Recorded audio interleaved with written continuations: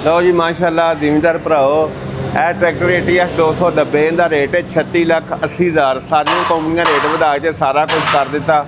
इनका रेट अज भी वो जो अज तो 2-3 साल पहले जबरदस्त किस्म का ट्रैक्टर है। उस तो बाद जनाब इधर आ गया 375 ये है 36.5 लाख का। इधर आ गया 385 ये है जनाब 40,10,000 का।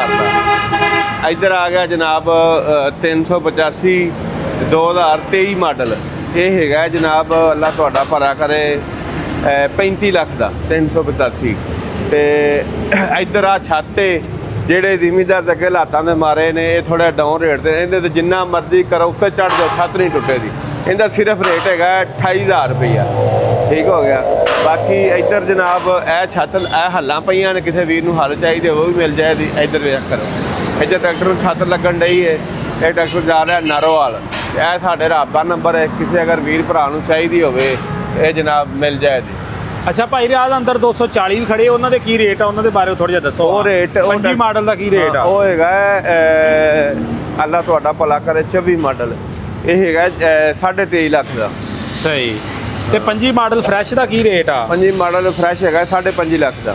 सही। तो 260 नहीं नजर आउंड मार्केट का की रेट आ? 28.5 लाख का 29.5 लाख का। सही। डिलैक्स हाँ डिलैक्स है वो मेरे कन्फर्म बंदा डिलैक्स लेंदा ही कोई नहीं। भाई रियाज आ जी छत वा ये छत फीट की लाई सी दूजी ला के दी सी। ये किन्ने दी? 22,000 दी है।